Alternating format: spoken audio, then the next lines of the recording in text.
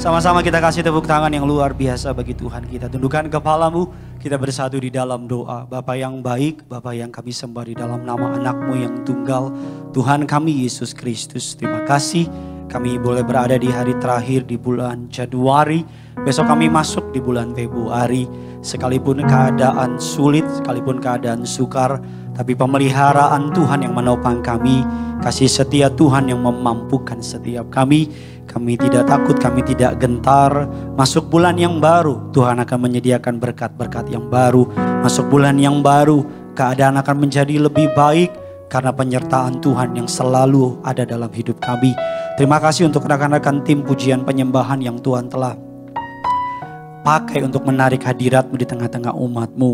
Pakai juga hamba-Mu ini Tuhan, orang yang sederhana, untuk menjadi berkat, saluran berkat yang besar bagi sidang jemaat Allah. Lidah bibir perkataannya Kau kuasai. Tidak ada hikmat manusia di perkataannya. Tidak ada perkataan yang sia-sia. Lidah bibir perkataannya 100% dari awal sampai dengan terakhir. Biar isi hati Tuhan yang disampaikan. Kerinduan-Mu yang dinyatakan. Rancangan-Mu yang boleh diberitakan. Kami berdoa jaringan yang kami pakai disucikan, dikuduskan. Tidak ada gangguan, tidak putus. Semua mereka boleh mengalami berkat Tuhan yang sempurna sampai dengan sesi yang terakhir. Bahkan kami berdoa berkati setiap jemaat-Mu yang mereka menonton hari ini. Tidak ada satupun mereka yang tidak diberkati. Setiap mereka pasti diberkati. Segala rancangan jahat kami patahkan, kami hancurkan kuasanya Allah. Roh Kudus, Engkau disambut di tengah-tengah kami. Berbicaralah atas setiap kami. Berikan hamba-Mu kekuatan. Berikan hamba-Mu ini kemampuan. Urapi dia, pakai dia. Di dalam nama Bapa, Putra dan Roh Kudus. Dalam nama Tuhan Yesus. Sama-sama kita yang siap diberkati.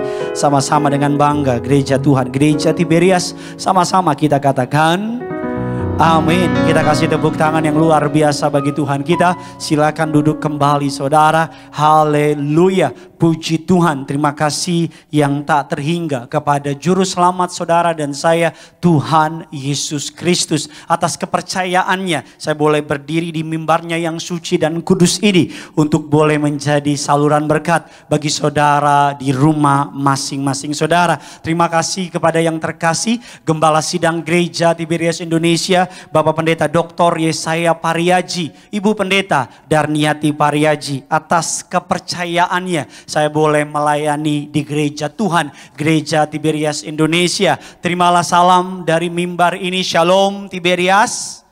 Bisa lebih keras lagi, Shalom Tiberias. Apa kabar semuanya saudara? Tuhan Yesus itu baik, amin. Coba saya boleh lihat di mana saudara berada, boleh lambaikan tangan saudara yang diberkati Tuhan Yesus. Kita kasih tepuk tangan dulu yang luar biasa bagi Tuhan kita saudara. Haleluya. Seperti biasa sebelum kita masuk dalam kebenaran firman Tuhan, mari sama-sama angkat Alkitabmu tinggi-tinggi. Saudara yang bawa Alkitab atau yang pasti ada Alkitab di rumah, mari angkat Alkitabmu tinggi-tinggi. Saudara yang sedang dalam perjalanan, naik motor, naik mobil saudara, bisa angkat tangannya nanti saudara ya. Karena bahaya saudara. Yuk sama-sama angkat Alkitabmu dengan imam percaya, sama-sama ikuti doa saya. Dalam nama Tuhan Yesus Kristus, aku percaya Alkitabku ini adalah firman Tuhan yang hidup. Aku adalah sama seperti yang difirmankannya. Aku adalah sama seperti yang dijanjikannya. Aku yang terima firman Tuhan, hidupku tidak akan sama lagi. Yang percaya kita katakan amin. Keluarkan pulpen saudara,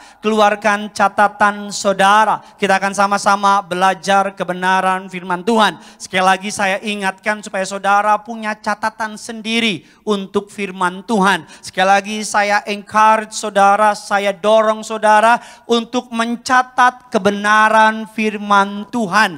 Karena iman timbul dari pendengaran. Dengar aja udah iman kita bertumbuh. Apalagi kita catat, apalagi kita renungkan, apalagi kita lakukan. Bukan lagi bertumbuh, imanmu kokoh. Tema yang Tuhan taruh di hati saya, bisa tolong ditampilkan di layar. Temanya adalah blessing in disguise saudara. Atau berkat di tengah masalah. Ada banyak orang memakai kutipan ini, blessing in disguise atau berkat di tengah masalah. Ini menjadi sebuah kalimat yang cukup terkenal saudara. Karena terjemahan salah satu mengatakan berkat terselubung. Salah satu terjemahannya mengatakan ternyata dia kira masalah. ternyata justru berkat. Dia kira adalah sebuah beban, ternyata di balik itu ada promosi. Dia kira sebuah hal yang menakutkan, tapi ternyata di balik yang menakutkan itu ada mukjizat. Ini orang dunia saja bisa percaya hal tersebut. Terlebih saudara dan saya yang punya Yesus. Kita percaya bahwa apapun yang terjadi, tidak ada pengecualian. Apapun yang terjadi di bawah kolong langit ini, bagi setiap engkau dan aku, generasi minyak dan anggur yang percaya kepada Yesus, semua yang terjadi, baik buruk, baik-baik, baik hal yang menyedihkan, baik pemecatan, baik kekurangan, sakit penyakit, selalu Allah bekerja di balik itu. Selalu Allah akan membuat itu mendatangkan kebaikan. Kalau orang dunia percaya ada kebaikan di setiap masalah, terlebih kita anak Tuhan. Karena Tuhan kita hidup, karena Yesus kita berdaulat, karena Tuhan kita berkuasa. Alkitab penuh dengan masa sukar, tapi Alkitab juga penuh di tengah-tengah masa sukar, justru anak-anak Tuhan bersinar. Alkitab penuh dengan masa-masa guncangan. Alkitab banyak mengajarkan masa-masa sulit, masa-masa penganiayaan, masa-masa kelaparan, masa-masa guncangan, masa-masa peperangan. Tapi kalau saudara baca, yang di luar Tuhan mengalami kehancuran, tapi yang di dalam Kristus Yesus Tuhan, yang di dalam Allah yang hidup, Allah Khalik langit dan bumi, Allah Israel. Kalau saudara lihat, mereka mengalami yang namanya berkat mukjizat. Saya pengen dorong saudara, kita berada di masa yang tidak mudah.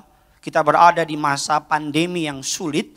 Tapi saya mau bilang sama saudara, ketika engkau memandang dari sudut pandang Tuhan, melihat ada berkat di balik pandemi ini, maka engkau akan mengalami perkara-perkara yang luar biasa. Saya kasih contoh di Alkitab mengenai masa sukar.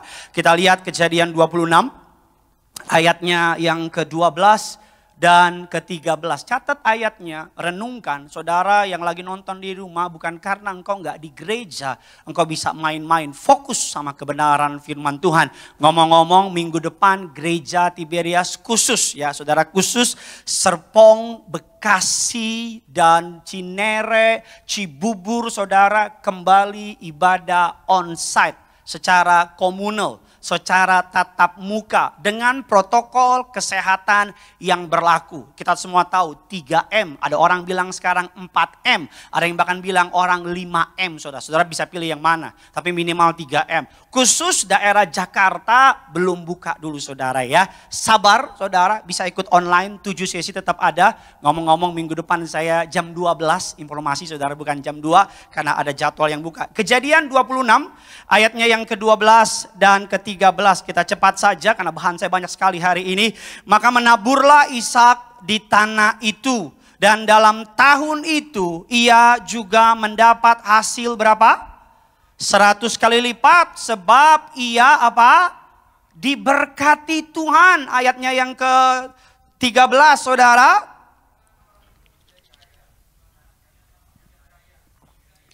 Wah, ini orang-orang seneng banget nih ayat yang ke-13. Apa ayat kesukaannya? Kejadian 26. Ayat berapa? Ayat 13 ya. Kalau mentalnya begitu semua. Saudara jangan salah paham, jangan langsung menghakimi, ini pendeta nih teologi kemakmuran. Bukan. Maksud dari saya, kalau saudara baca di Kejadian 26 ayat yang pertama, saya bacakan bagi saudara ayat yang pertama, maka timbullah kelaparan itu di negeri itu. Ini bukan kelaparan yang pertama yang telah terjadi di zaman Abraham. Sebab itu Ishak pergi ke Gerar kepada Abimelek, raja orang Filistin. Jadi saudara, Ishak bertambah kaya. Kian lama kian kaya. Bahkan makin lama makin kaya. Di tengah bukan dalam keadaan yang ideal, tapi dalam keadaan pandemi, dalam keadaan kelaparan, dalam keadaan masa yang sulit, justru anak Tuhan ini Ishak makin lama makin kaya. Saya nggak bilang saudara berdoa saudara makin lama makin kaya, enggak. Kaya bukan hanya materi, tapi saya berdoa di makin pandemi ini engkau makin kaya akan kesaksian, makin kaya akan mukjizat, makin kaya akan kabar baik, makin kaya imanmu kepada Kristus Yesus Tuhan. Saudara baca Alkitabmu, Alkitab penuh di tengah-tengah masa sukar, anak Tuhan bersinar. Kita masuk dalam inti khotbah saya, sama-sama kita baca Injil, kita buka kitab Yakobus 1. Yakobus 1 ayatnya yang pertama sampai dengan ayatnya yang ke-6. Saya baca ayat yang pertama. Salam dari Yakobus, hamba Allah dan Tuhan Yesus Kristus kepada kedua belas suku di perantauan. Ayat yang kedua, saudara.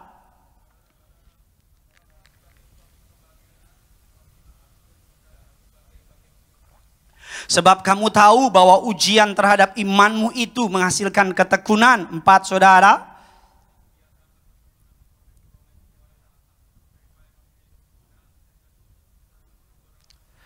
Tetapi apabila di antara kamu ada yang kekurangan hikmat, hendaklah ia memintanya kepada Allah yang diberikan kepada semua orang dengan murah hati, dengan tidak membangkit-bangkitkan. Maka hal itu akan diberikannya kepadamu. 6, sama-sama kita baca. Hendaklah ia memintanya dalam iman, sama sekali jangan bimbang. Sebab orang yang bimbang sama dengan yang diombang-ambingkan kian kemari oleh apa? Oleh angin. Kita akan belajar 6 ayat dari kitab Yakobus 1 ini, 1 sampai dengan 6. Kita akan bahas satu persatu ayat apa yang dimaksud dengan berkat di balik masalah. Berkat tersembunyi di balik masalah. Yang perlu saya bilang sama saudara-saudara dan saya perlu melihat COVID-19 ini, pandemi ini dari kacamatanya Tuhan. Dari perspektif iman percaya, dari iman kepada Kristus. Karena iman itu yang akan memfilter caramu bersikap. Karena iman kepada Kristus, firman Tuhan ini yang akan membuat saudara dan saya dapat bertindak, berbuat, bersikap, action dengan sudut pandangnya Tuhan. 3 kebenaran yang perlu kita ingat mengenai masalah. Kita cepat saja. Kebenaran yang perlu kita ingat tentang masalah. Yang pertama, problems are inevitable. Masalah itu sebuah kepastian. Masalah itu sebuah kepastian. Dalam Injil Yohanes 16 ayat yang ke-33. Semuanya itu kukatakan kepadamu supaya kamu beroleh damai sejahtera dalam aku. Dalam dunia dia nggak bilang mungkin. Dia nggak bilang kira-kira. Tapi dia bilang kamu menderita penganiayaan. Jadi Yesus sudah mengingatkan saudara supaya enggak hilang peace of mindmu. Supaya enggak hilang damai sejahteramu. Yesus ingatkan selama engkau di dunia, engkau akan menghadapi masalah. Ikut Tuhan tidak membuat kita bebas dari masalah. Ikut Yesus tidak membuat kita anti oleh masalah. Yesus bukan tiket bebas dari masalah.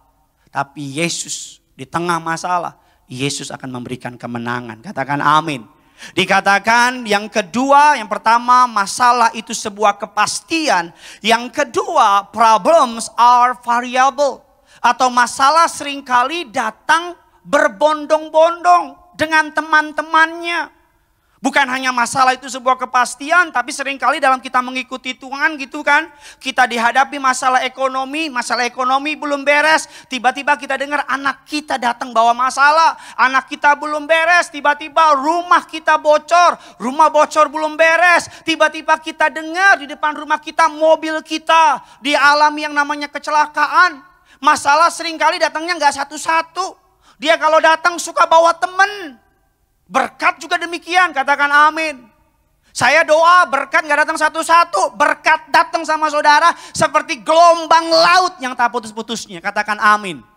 Dalam saya ikut Tuhan, seringkali Tuhan kok kayaknya gak habis-habis sih. Ini baru beres, ini lagi. Pernah gak saudara mikir kayak gitu? Saya rasa saudara pasti pernah mikir, kenapa ya? Kok masalah gak habis-habis ya?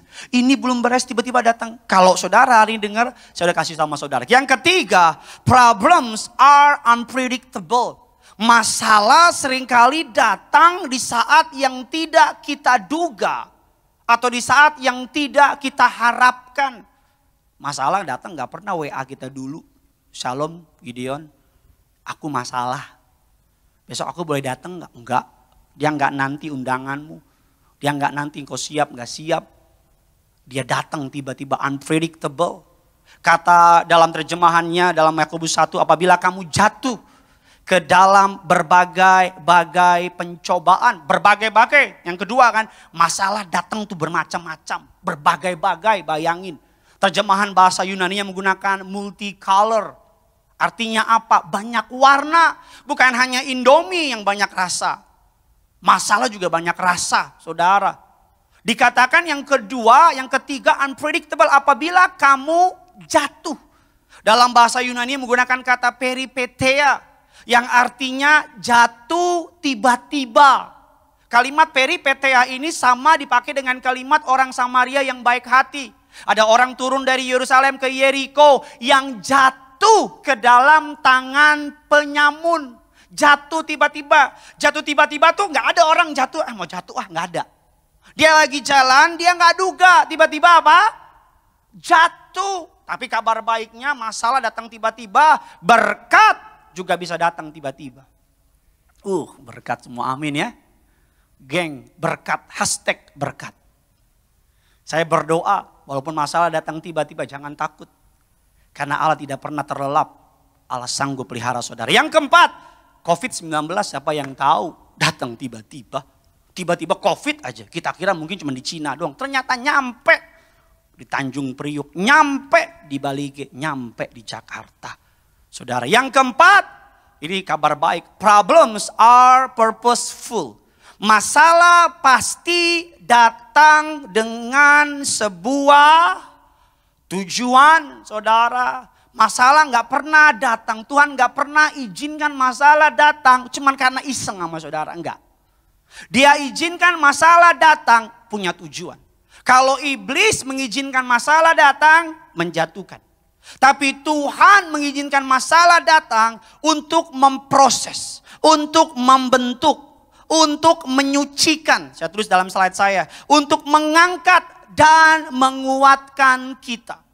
Jadi kalau hari saudara mengalami masalah, ingat, mungkin saudara sedang diproses, mungkin saudara sedang dibentuk, mungkin saudara sedang disucikan, mungkin saudara sedang dikuatkan. Cuman ini 4 kemungkinannya. Kalau iblis izinkan masalah datang, ngancurin saudara. Hari-hari ini saya suka bilang sama istri saya, Tuhan sayang banget sama Gideon Simanjuntak. Tuhan sayang banget sama keluarga saya. Kenapa? Masalah terus datang. Masalah terus datang, gak habis-habis. Tapi saya melihatnya bukan sebagai hal yang buruk. Tuhan sayang sama Gideon Simanjuntak. Saya lihat perjalanan iman Bapak dan Ibu Gembala Sidang.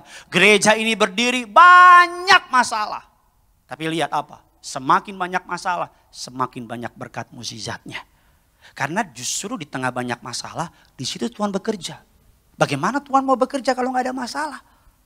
Justru melalui masalah, kita akan melihat Tuhan bekerja. Katakan amin. Nah, kita masuk dalam inti khotbah saya, 3 tujuan Allah mengizinkan masalah terjadi. Kita ada banyak bahan, ini bisa 3 minggu saudara ya, tapi saya rangkum menjadi 1. Tujuan yang pertama, mengapa Tuhan mengizinkan masalah terjadi dalam kehidupan orang percaya? Problem test my faith. Masalah ada untuk apa? Menguji saya. Terjemahan New King James mengatakan demikian. Realize they come to test your faith. Yakobus adalah salah satu dari saudara Yesus, saudara tiri dari Yesus. Yakobus mengatakan apabila kamu mengalami masalah, anggaplah ini sebagai suatu kebahagiaan. Tujuannya untuk menguji imanmu. Semua barang yang saudara dan saya pakai, tab ini, HP ini, mic ini, cincin ini, jas ini, sepatu ini, semua harus melewati ujian kelayakan sebelum ada di pasar.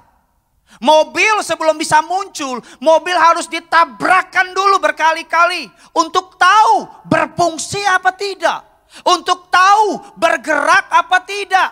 Untuk dapat dimengerti apakah mobil tersebut siap berjalan di tengah-tengah masalah. Di tengah-tengah jalan raya. Apa jadinya kalau mobil nggak menghadapi ujian tes? Muncul aja begitu.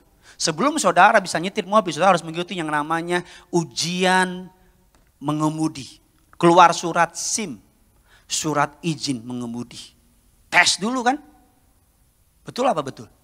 Sebelum saya menyandang gelar SH, sarjana hukum, ujian sidang dulu, baru layak dapat SH.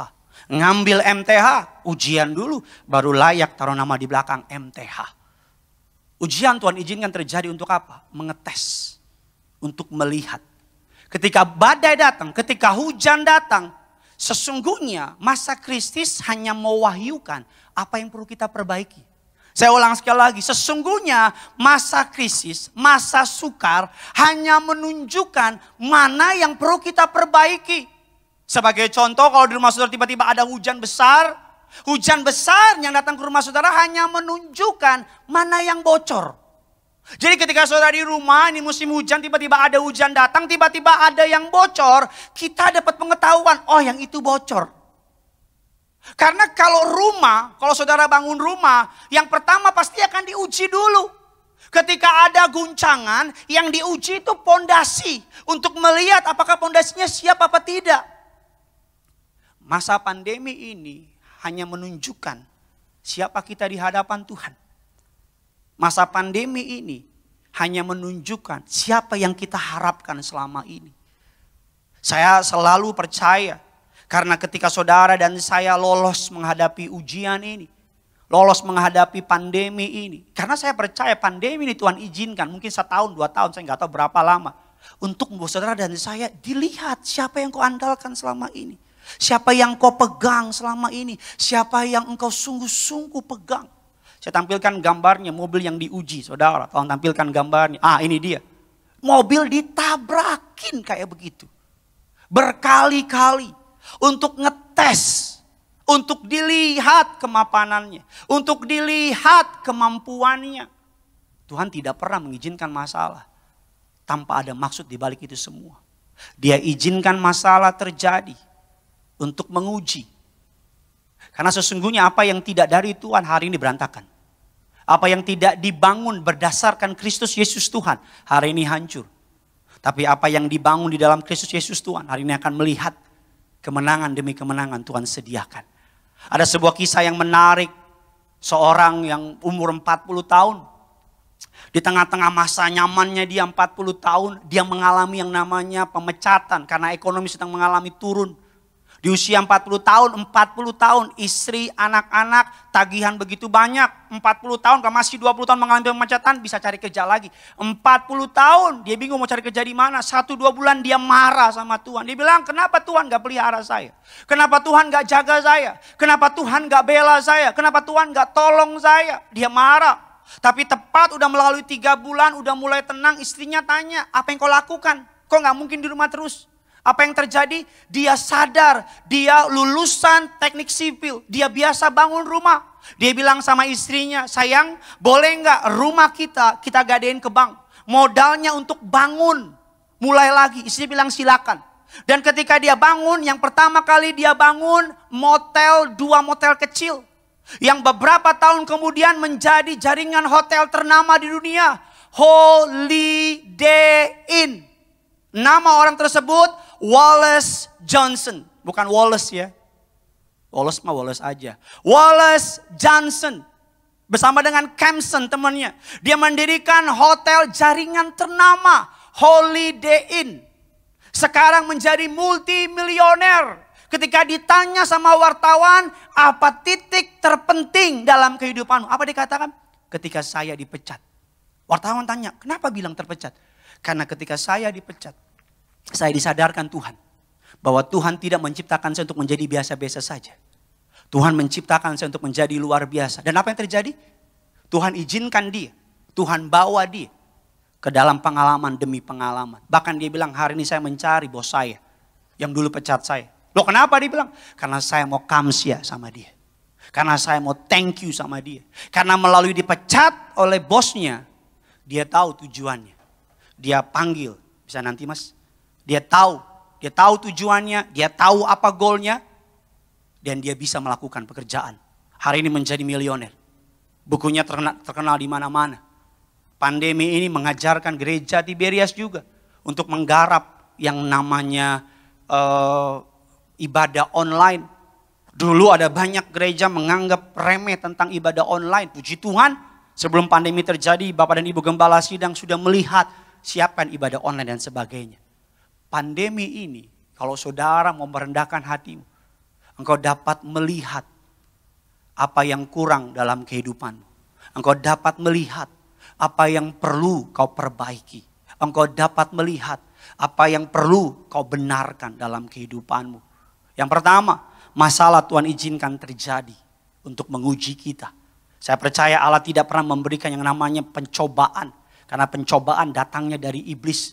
Tapi Tuhan mengizinkan untuk menguji kita. Pak Pariaji, gembala saudara dan saya, kitab katakan dalam kesaksian beliau dalam suara gembala, diuji berkali-kali sebelum disebut sebagai gembala martir.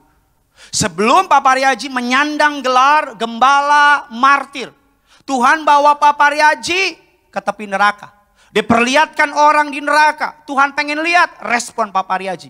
Apa jawab Pak Pariaji? Tuhan, kosongkan neraka. Saya nggak mau ke surga, saya siap di neraka, ganti mereka. Tuhan memandang dengan mata kasih dalam suara gembala yang saudara baca bertahun-tahun ini. Saudara, Tuhan bilang apa Pariaji? Hari ini kamu penuhi nasarmu karena kamu mau korban. Karena Tuhan perlu tahu dulu. Gembala untuk memimpin gereja Tiberias, gembalanya cari duit apa enggak? Gembalanya mau korban apa enggak? Karena ketika kita lolos dari ujian, baru ada pujian. Jangan berharap pujian tanpa ujian. Segala sesuatu yang tidak diuji tidak dapat dipercaya. Segala sesuatu yang tidak dapat melewati proses tidak dapat diandalkan. Makanya mengapa barang-barang KW laku? Karena ujiannya berbeda. Kalau hari ini engkau diizinkan Tuhan melewati masa sukar. Saya mengucap syukur Tuhan bawa saya dalam masa kecil saya miskin dan susah. Karena hari ini ada karena hari dulu. Ujian. Yang kedua, kita cepat saja. Mengapa Tuhan mengizinkan masalah? Yang pertama untuk menguji kita. Yang kedua, problem develop my endurance. Masalah menghasilkan ketekunan. Menghasilkan daya tahan. Ayatnya yang ketiga. Sebab kamu tahu bahwa ujian terhadap imanmu itu menghasilkan apa?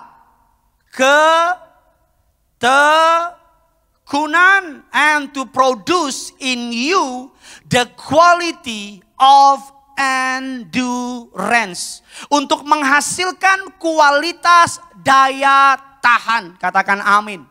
Dalam Roma 5 ayat 3 sampai 4, kita malah bermegah juga dalam kesengsaraan kita. Karena kita apa? Tahu bahwa kesengsaraan itu menimbulkan ketekunan. Ketekunan itu menimbulkan tahan uji. Dan tahan uji itu menimbulkan apa? Pengharapan. Dari mana dasar pengharapan? Ketekunan, tahan uji. Ibrani 10 ayat 36. Sebab kamu memerlukan ketekunan. Supaya sesudah kamu melakukan kehendak Allah, kamu memperoleh apa yang dijanjikannya itu. Kolose 1:23, kita banyak buka ayat. Sebab kamu harus bertekun dalam apa? Dalam iman. Tetap teguh, tidak tergoncang. Jangan mau digeser dari pengharapan Injil. Tetap bertekun, tetap teguh, tidak bergoncang. Jangan mau digeser. Ulang sama-sama dengan saya. Tetap teguh, tetap bertekun, tidak bergoncang. Jangan mau digeser. Pegang ini. Ada pengharapan. Masalah generasi zaman sekarang apa sih masalahnya? Gampang nyerah. Masalah anak zaman sekarang apa sih? Mentalnya tempe. Tempe enak, tapi kalau mental gak enak. Masalah anak zaman sekarang apa sih? Nggak fight. Bukan fighter gitu. Masalah zaman sekarang apa sih?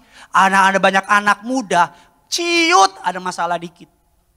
Masalah orang Kristen sekarang apa sih? Imannya nggak tahan uji.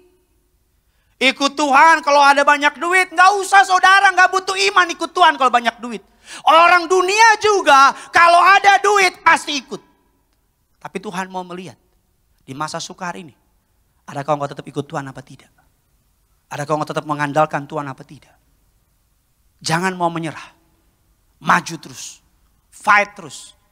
Pak Pendeta lagi sulit. Alkitab katakan, sekalipun aku melewati lembah kekelaman, aku tidak takut. Pak Pendeta, saya sedang berjalan di lembah kekelaman. Apa yang saya lakukan? Keep on, jalan. Karena kalau saudara stop di lembah kekelaman, engkau akan tinggal di lembah kekelaman. Pak Pendeta, saya sedang berada di masa sukar. Saya sedang berada di musim kesukaran. Apa yang harus saya lakukan?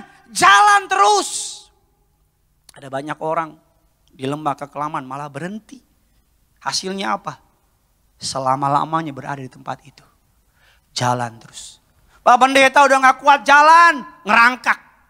Pak Pendeta gak bisa merangkak, gerakin badanmu 1 sentimeter, 1 meter. Berapapun yang kau bisa capai dengan kemampuanmu dari Tuhan, jalan. Oh Pak Pendeta, saya dihancurkan oleh ekonomi, bangkit lagi. Oh Pak Pendeta, saya dokter bilang punya sakit penyakit, bangkit lagi. Never ever give up. Saya ngucap syukur. Saya lahir dari keluarga yang susah. Jalan jualan koran. Kalau bayaran sekolah pasti terlambat. Dipanggil sama TU. Bontot Tanaka menghadap ke ruang guru. Ih teman-teman, lu pinter ya. Dari Hong Kong, belum bayar. Ada satu titik dalam hidup saya mau tinggalin Tuhan. Katanya Yesus hidup, ikut Tuhan kok susah. Tapi jalan terus. Jalan terus. Maju terus. Sebuah tokoh yang ternama namanya Florence Chadwick. Adalah perempuan pertama yang berhasil menyeberangi Selat Catalina.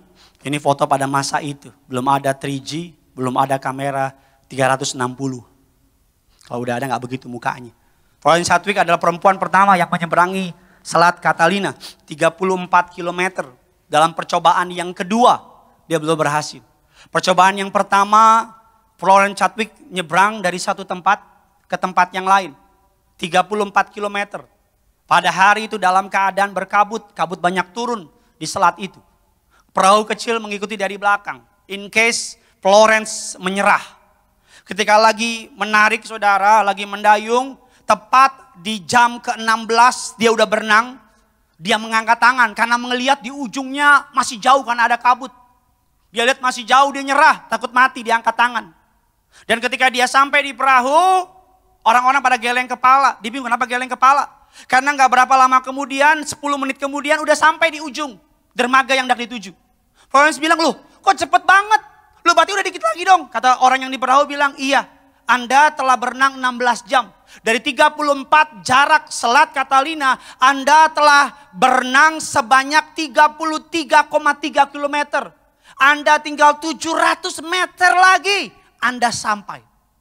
Dengarkan perkataan saya. Setiap kali engkau tergoda untuk menyerah ikut Tuhan. Setiap kali badainya semakin kencang. Bilang udah nyerah, udah mundur. Artinya yang pertama udah dikit lagi. Karena iblis tahu. Kalau engkau gak diganggu, engkau akan mencapai janji Tuhan digenapi dalam hidupmu. Karena iblis tahu. Kalau engkau gak diberi masalah, engkau akan berhasil. Iblis akan ganggu engkau. Semakin gelap keadaanmu, artinya terang akan semakin muncul. Era Kartini bilang habis gelap terbitlah terang. Dalam bukunya dikatakan dalam masa-masa tergelap, sebelum ada sinar di matahari pagi hari, harus melewati malam yang paling gelap. Malam paling gelap biasanya jam berapa? Jam 2, jam 3. Gelapnya minta ampun. Tapi kalau bertahan 1 jam lagi, jam 4 matahari terbit. Selalu terlalu cepat untuk menyerah. Dalam Roma 18, 6 dan 8. Ada sebuah perempuan janda, miskin gak punya apa-apa. Tiap hari datang sama hakim itu. Alkitab katakan apa? Hakim itu tidak takut akan Tuhan, tidak takut akan manusia. Tapi karena tiap hari ini janda ini datang, hakim itu membenarkannya. Ayat yang ke-18. Tidakkah Allah akan membenarkan orang-orang pilihannya siang malam berseru kepadanya? Dan adakah ia mengulur-ngulur waktu sebelum menolong mereka? 18, aku berkata kepadamu, ia akan segera membenarkan mereka. Akan tetapi, jika anak manusia itu datang, adakah ia apa? Kalau saya boleh pakai bahasa saya, akan tetapi jika mukjizat itu datang, adakah masih ada orang yang berani percaya? Mungkin hari ini kau menanti, yang paling gak enak kita semua berada dalam ruang tunggunya Tuhan. Mungkin kau menanti rumah pribadi, mungkin kau menanti pasangan hidup, mungkin kau menanti keturunan, mungkin kau menanti orang tuamu bertobat, apapun itu. Miliki ketekunan, miliki daya tahan, miliki daya juang. Kita bukan orang-orang yang tidak punya pengharapan. Oh, kalau Papa Riaji sama ibu mentalnya tempe, rubuh ini gereja. Kalau Papa Riaji sama ibu nyerah ketika diproses, Papa Riaji divonis dokter punya kanker otak, kemungkinannya hanya sembuh di bawah 5%. Mau ke dokter di luar negeri, nggak bisa. Tiap malam menangis sama Tuhan. Ibu Darniati Pariaji nggak bisa berjalan, kakinya penuh dengan air, pakai kursi roda, ikut Tuhan. Mengalami masalah, jadi pendeta, masalah demi masalah datang. Kalau mentalnya bukan fighter, give up. Wah, silih berganti. Kita gereja yang paling issuable. Gereja yang paling banyak diomongin. Termasuk pendetanya. Yang pegang mic paling sering diomongin. Gak apa-apa. Pak pendeta digosipin begini-gini. Mantap. Kok mantap? Artinya Tuhan sayang sama saya. Apa benar apa enggak? Jangan pernah bela diri. Bagi orang yang gak suka sama saudara. Dia gak peduli kau bela apa juga gak peduli. Bagi orang yang sayang sama saudara, dia gak peduli sama apa yang saudara perbuat. Dia sayang sama saudara. Bagi saya yang penting keluarga saya, gembala saya. Selebihnya apa? Kita gak pernah bisa bikin semua orang seneng. Musuh tergampang, rahasia tergampang untuk jatuh apa? Berusaha buat orang seneng. Kita kasih khotbah hari ini, pasti ada yang seneng, ada yang gak seneng. Tapi saya gak peduli karena saya gak berkhotbah buat saudara. Saya berkhotbah buat Tuhan saya. Yang ketiga, Gideon curhat, ya elah. Yang ketiga, mengapa Tuhan izinkan masalah terjadi? Problems mature my character. Masalah mendewasakan saya. Yes, amin. Ada banyak orang sebelum pandemi ini jarang berdoa. Ada banyak orang sebelum pandemi ini jarang cari Tuhan. Ada banyak orang sebelum pandemi ini gak takut mati. Mereka pikir masih muda. Tapi karena pandemi ini banyak orang bilang, Pak, saya takut mati Pak. Saya mau bertobat. Yang nanya sama saya di HP saya, kapan baptisan? Jauh lebih banyak sebelum pandemi. Dulu sebelum pandemi, dikit yang nanya. Sekarang selama pandemi hampir tiap minggu ada yang nanya, Pak kapan baptis? Sampai bilang, Pak mau dong Pak, udah baptis aja lah Pak sendiri Pak. Maksudnya gimana? Kepalamu sendiri gitu. Mau baptis Pak, saya gak pengen Pak mati sebelum baptis. Masalah mendewasakan kita. Pak pendeta saya diomongin orang, bagus. Kau belajar. Belajar apa? Iya.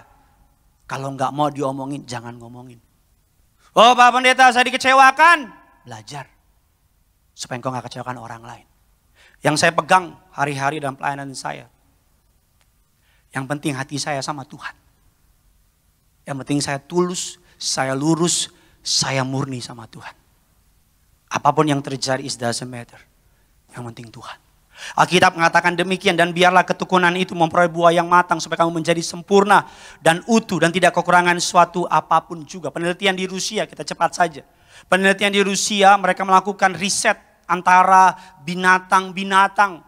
Binatang ini lakukan riset, apa risetnya? Binatang yang dalam keadaan nyaman, tidak mengalami ketidaknyamanan, makan gampang, apa gampang, dengan binatang yang menghadapi struggle, cari makan susah, ada predator di atasnya, cari makan buat dia susah. Binatang yang makannya susah, yang sering dikincar oleh predator, yang mengalami keadaan geografik yang sulit, cenderung hidup lebih panjang umur daripada binatang yang menghadapi masa yang gak sulit. Saya percaya kalau ini applicable dalam binatang, saya percaya ini applicable di manusia. Manusia yang gak pernah mengalami masalah adalah manusia yang tidak tahan uji. Iman Kristenmu gak bisa disebut sebagai iman yang tahan uji kalau engkau gak pernah mengalami doamu belum dijawab. Doamu tidak dijawab. Engkau gak boleh menyebut dirimu sebagai orang yang tahan uji kalau engkau gak pernah melewati dapur perapian. Kalau engkau gak pernah melewati Goliat hidupmu. Kalau engkau gak pernah melewati singa, gua singa. Saya nggak pantas menyebut diri saya hamba Tuhan kalau saya nggak pernah melewati ujian. Mengapa Pak Pariaji bilang dia gembala martir? Karena udah melewati ujian. Di sebuah tempat di Surabaya, beritakan Injil. Banyak orang pengen bunuh dia, beberapa suku di Surabaya pengen bunuh dia. Pak Pariaji berlutut lipat tangan, Tuhan saya siap mati. Tapi setiap tetes darah saya, nobatkan orang banyak. Makanya gereja itu disebut sebagai gereja martir. Kenapa? Karena dibangun berdasarkan pengorbanan. Gereja ini 30 tahun berdiri. Melewati ujian. Gereja ini tidak mengandalkan manusia. Gideon bisa digantikan oleh siapapun juga. Gereja ini fully mengandalkan Lord Jesus. Yesus Kristus Tuhan. Kita masuk yang terakhir. How should I respond to the difficulties? Bagaimana cara saya merespon masa sukar? So catat nanti di rumah. Yang pertama, rejoice knowing that God can use it. Bersukacitalah karena Tuhan dapat memakainya. Dalam Yakobus 1 ayat yang kedua, terjemahan bahasa Inggris, my brother and sister, when you have many kinds of troubles, dikatakan you should be full of joy. Penulis kitab Yakobus, saudara tiri Yesus mengatakan, my brother and sister, saudara-saudaraku, when you have many kind of troubles, you should be full of joy. Bukan berarti, yes punya masalah. Bukan begitu Bambang. Tapi maksudnya gini. Kita nggak bersuka cita karena masalah. Tapi di tengah masalah, kita bersuka cita. Beda ya. Kita nggak bersuka cita, yes gue diomongin. Itu mah penyakit itu. Tapi di tengah diomongin orang, aku bersuka cita. Sukacitamu nggak bisa diambil sama omongan orang. Sukacitamu gak bisa dicuri oleh omongan orang. Paulus mengatakan demikian, bersukacitalah senantiasa. Sekali lagi kukatakan, bersukacitalah. Mungkin hari ini kau di rumah, utangmu lebih besar daripada asetmu. Pasang senyum. Pak Pendeta, nanti orang bilang kira saya gila. Kok masih senyum di tengah masalah? Justru engkau tersenyum bukan karena engkau punya duit. Engkau tersenyum karena engkau punya Tuhan. Beda ya? Oh Pak Pendeta, dokter vonis saya punya sakit penyakit. Tersenyum. Kenapa? Karena Tuhan lebih besar dari penyakit. Gitu. Kita gak takut. Kita gak khawatir. Karena Tuhan kita lebih besar dari apapun. Di tengah badai Yesus tidur. Menjadi gambaran apa? Yang membangunkan Yesus bukan badai, tapi teriakan murid-murid. Yesus gak dibangunkan oleh badai. Karena Yesus membuktikan Yesus lebih besar dari badai. Engkau punya kemampuan, DNA Kristus ada dalam dirimu. Engkau lebih besar dari badai. Yang kedua, kita cepat. Dikatakan ketika masalah, what should I do? Request, ask for wisdom. Berdoa, minta hikmat. Ayat yang kelima, tetapi apabila ada di antara kamu yang kekurangan hikmat, hendaklah ia memintanya kepada Allah yang memberikan kepada semua orang dengan murah hati. Dengan tidak membangkit-bangkitkan, maka hal itu akan diberikannya kepadanya. Ada banyak orang di tengah masalah dia bertanya, why? Harusnya di tengah masalah kita jangan bertanya kenapa saya. Tapi di tengah masalah kita bertanya sama Tuhan, apa yang ingin Tuhan saya pelajari di tengah masalah. Kita gak perlu pusing apakah COVID ini teori konspirasi apa enggak. Kita gak perlu pusing ini COVID dari China, dari Rusia, dari Zimbabwe. Kita gak perlu pusing. Yang perlu kita pusingin apa? Di tengah pandemi ini apa yang Tuhan ingin saya pelajari. Ketika pandemi pertama kali masuk ke Indonesia, Tuhan taruh di hati saya jangan fokus sama COVID-nya, tapi fokus apa yang sedang aku lakukan di balik ini. Ketika gereja tutup, saudara, gedungnya maksud saya, ibadah online, saya nggak fokus sama gereja tutupnya. Saya fokus kenapa ini terjadi dan apa yang ingin Tuhan saya pelajari. Karena pada sesungguhnya masa Kristus hanya mewahyukan sesuatu yang kurang beres di hati kita. Ketika ada hujan, mana yang bocor, kita tutup. Jadi ketika pandemi ini, kita lihat diri kita. Jangan lihat keluar. Jangan salahin orang. Jangan salahin bosmu. Jangan salahin siapapun. Lihat dirimu. Apa yang harus saya pelajari. Kenapa COVID ini terjadi. Apa yang Tuhan pengen saya belajar. Apa yang pengen saya ambil dari ini. Hikmat apa yang ingin kau berikan kepadaku. Kalau saya belajar dari pandemi ini.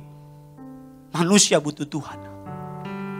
Dari pandemi ini saya belajar kita gak bisa apa-apa tanpa Tuhan. Dari pandemi ini saya belajar jadi pendeta. Itu panggilan termulia yang pernah ada. Satu-satunya pekerjaan, kalau saya boleh bilang pekerjaan yang tidak dipilih oleh manusia, kependetaan. Hamba Tuhan, presiden manusia yang pilih. Menteri manusia yang pilih. Pendeta, Tuhan yang pilih. Tapi kan Pak Pendeta dipilih sama orang lain. Tuhan pakai orang. Tapi Tuhan yang pilih pendeta. Yang ketiga, cepat saja. What should we do? Bagaimana respon kita gak masalah. Rely on God. Believing He will help. Ayatnya yang ke-8. Sama-sama kita baca. 3, 2, 1, ya. Sebab orang yang mendua hati tidak akan tenang dalam hidupnya. Rely on God. Bersandar. Artinya apa? Jangan main dua kaki ikut Tuhan. Di masa pandemi ini jangan percaya Tuhan. Tapi kedukun juga. Ikut Tuhan. Tapi andalin kuasa gelap juga. Gak bisa main dua kaki ikut Tuhan. Gak bisa. Ada orang gitu. Hari Minggu Tuhannya Yesus. Atau gak usah di gereja Tuhannya Yesus. Di kantor Tuhannya Mamon. Gak bisa dua kaki. Yang keempat. Yang terakhir. What should we do? How to respond? Itu gak masalah. Refuse to quit. Remember God's promise. Jangan menyerah. Ingat. Jangan berhenti. Janji Tuhan. Berbahagialah orang yang bertahan dalam pencobaan. Sebab apabila ia sudah teruahan uji, ia akan menerima mahkota kehidupan yang dijanjikan Allah kepada barang siapa yang mengasihi dia. Yuk sama-sama baca sekali lagi dengan teman-teman yang di gereja. 3, 2, 1, ya.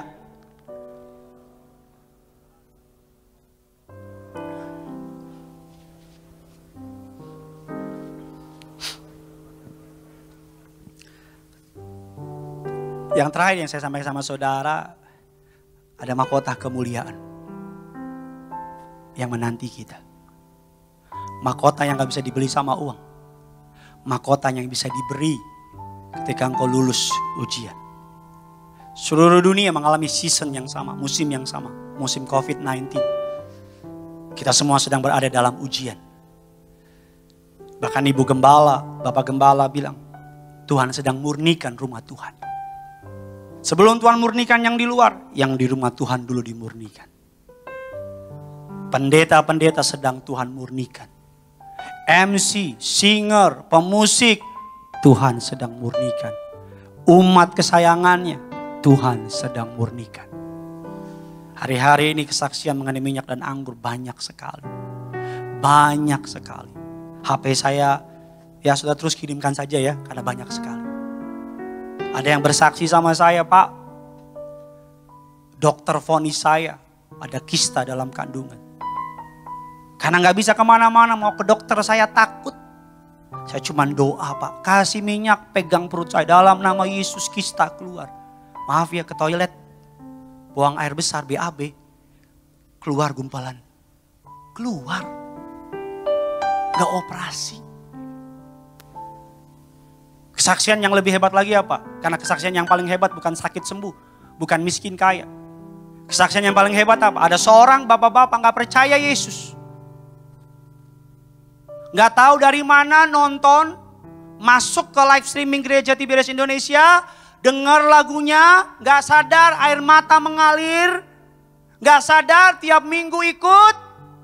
Hari ini dia bilang saya jadi orang percaya. Jadi pengikut Yesus. Wow. Wow. Saya ngucap syukur ada COVID-19. Karena orang sadar orang butuh Tuhan. Saya ngucap syukur ada COVID-19. Kenapa?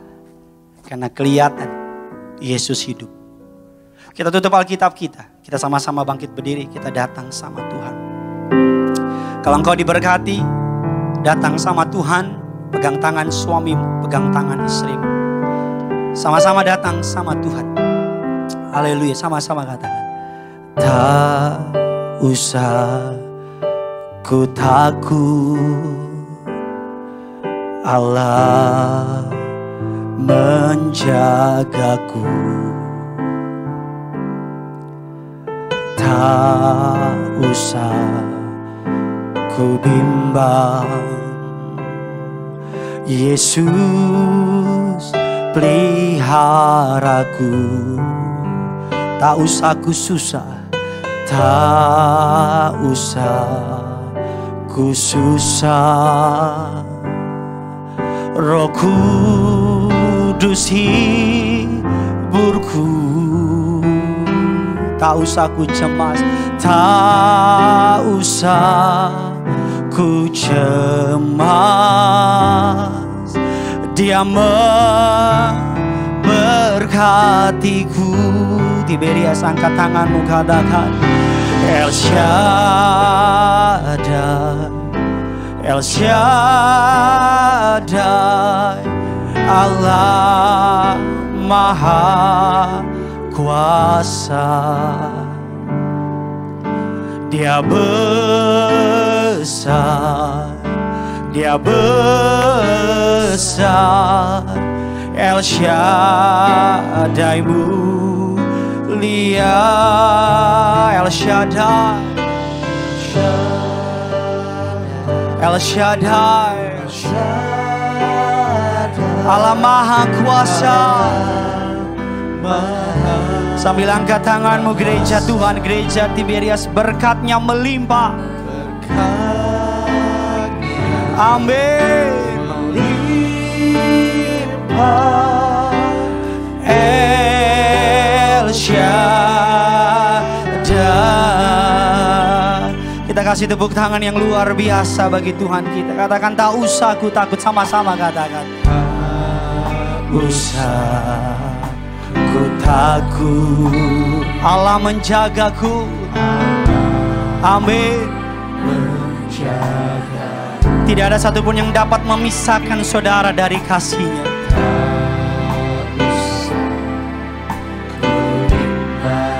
Yesus peliharaku, Yesus peliharaku. Hari ini engkau yang cemas, firman Tuhan berkata tak usah ku cemas. Ku cemas, Roh Kudus hiburku, tak usah ku susah, tak usah ku susah. Dia memberkatiku, Dia memberkati.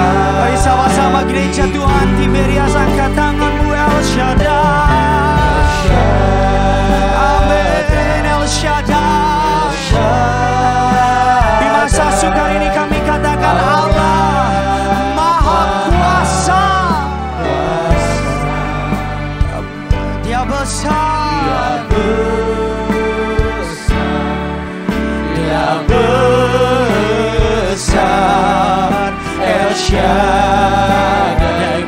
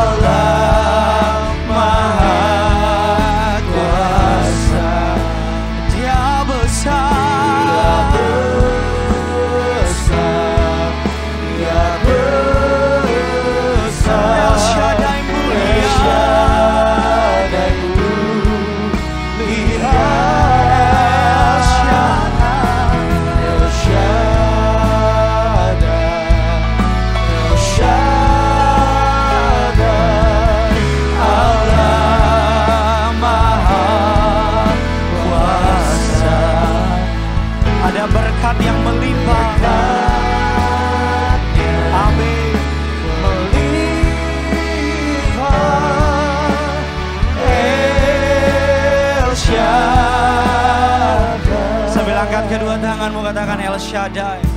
El Shaddai, El Shaddai, Allah Maha Kuasa. Dia besar, Dia besar, Dia besar. El Shaddai mulia, El Shaddai, El Shaddai, Allah Maha Kuasa. Berkat-Nya melimpah. Amin Tuhan. Angkat tanganmu, El Shaddai. Biar musik mau dengan lembut. Angkat tanganmu, arahkan kepada TV.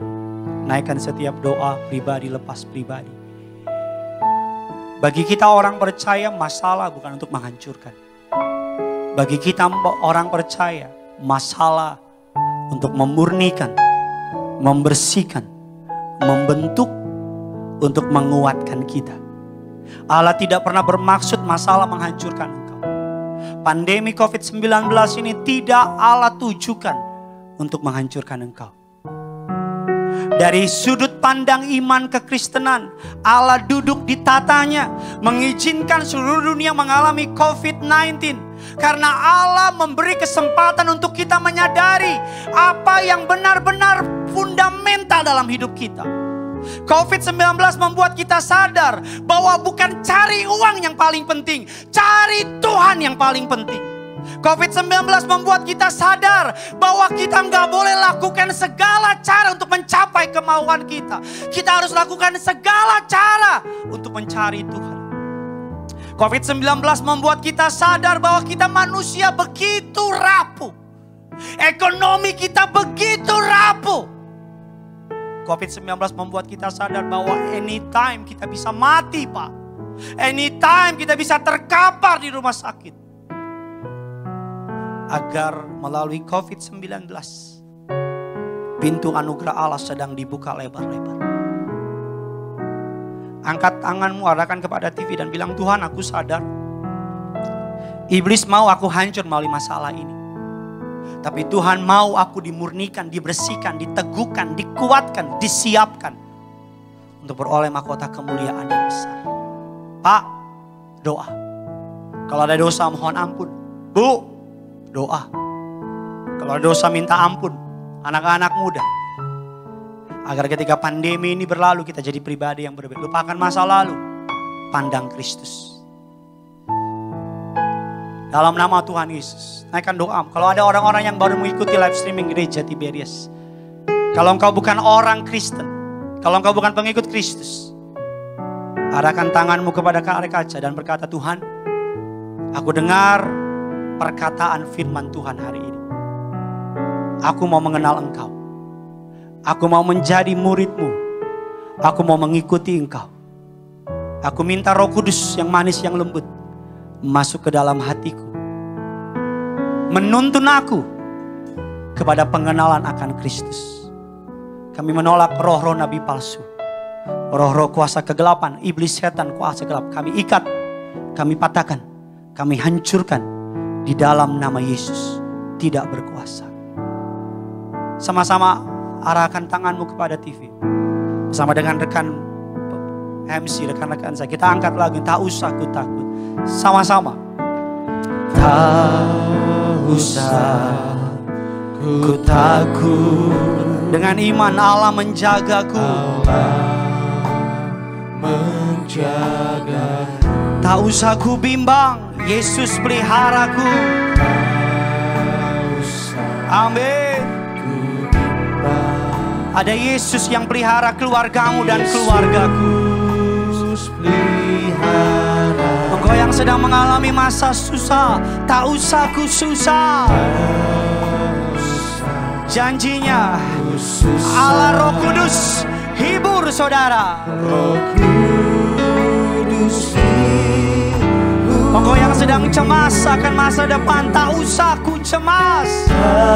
Berkat-Nya melimpah, memberkati saudara dan saya. Yes. Amin. Mari sama-sama gereja Tuhan, gereja Tiberias, angkat tanganmu. El Shaddai. Yes, El Shaddai. Yesus yang kita sembah, Maha Kuasa. Amin. Lebih berkuasa dari COVID-19, lebih berkuasa dari sakit penyakit. Bilang sama Tuhan, Dia besar, Dia besar.